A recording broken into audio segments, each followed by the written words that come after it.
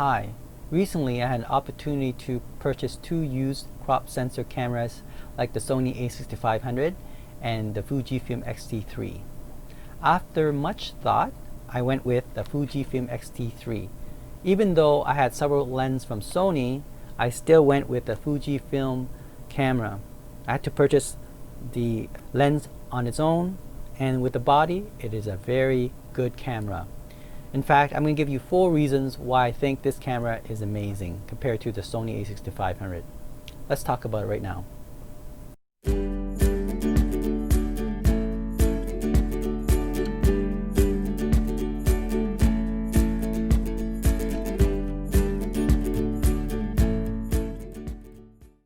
So what is it about the Fuji X3 camera that has won me over the Sony a6500? Well, there are 4 reasons actually. The first reason, of course, is that Fuji X3 can do 4K 60 frames per second DCI, which is the full version of the 4K, and you can output that through the HDMI port to, let's say, the Ultimo Shogun Inferno recorder monitor. This allows you to do 10-bit 422. The Sony can only do 8-bit 422 output. Now, does it matter if it's 8-bit or 10-bit? Well, it depends.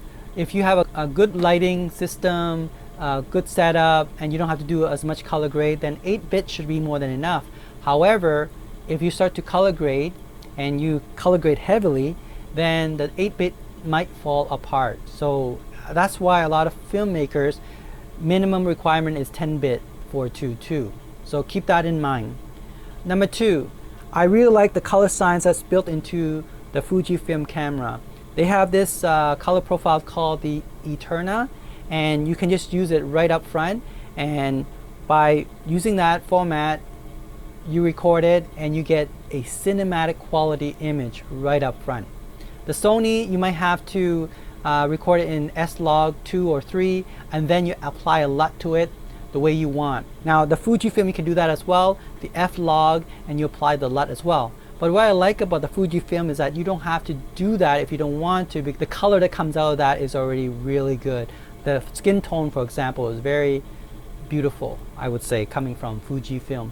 Because they're coming from a film industry, designing this camera, they know what they're doing.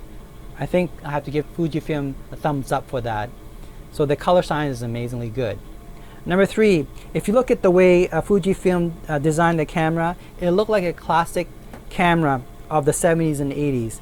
It has all the dials and switches, which I love a lot. In fact, I enjoyed the look and the feel of it. It's very tactile. Once you learn about this camera, it's almost like muscle memory. You can just do it right away without thinking, because if you think about it, if you look at the dial, right, for example, the ISO is located on this dial on the left side here. You can set it to 160 and can go all the way to 12,800, and then you can also set to low and high as well. The low is 80 ISO and the high is 25,600. On the right side of the dial, you have the shutter speed. We can set it to 1 second, and you can switch to 1/8,000 of a second.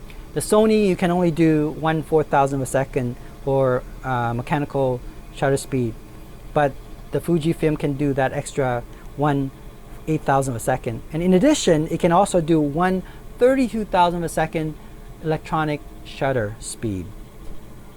The switches also is implemented for the manual, single, and continuous focus. So they even have a switch that's assigned to the focus setting. That's pretty amazing. What I also like about it, they also have this joystick like on their camera. I don't think a6500 has that.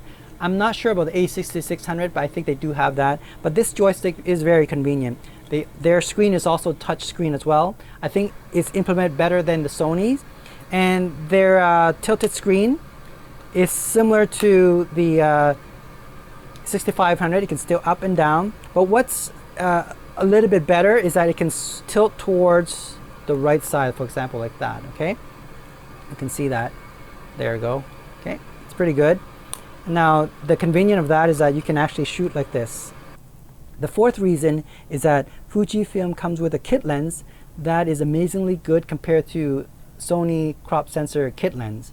For example, this kit lens is 18 to 55 f2.8 to 4, whereas Sony it's f3.5 to 5.6.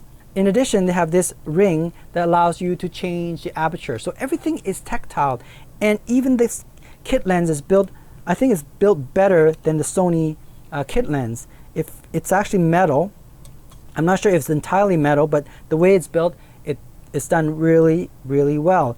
It has a button to turn on, turn off the stabilization of the lens as well, and even have a switch for auto or manual control of the lens. When you buy the Fujifilm body, make sure you buy the kit lens as well. It's an extra $500, I believe, and the kit lens that comes with it, I think it's worth that money, all right, compared to the Sony kit lens anyway. And those are the 4 reasons why I love the Fujifilm X-T3 camera, and that's why I chose it over the Sony a6500. This is why I love my Fujifilm X-T3 camera.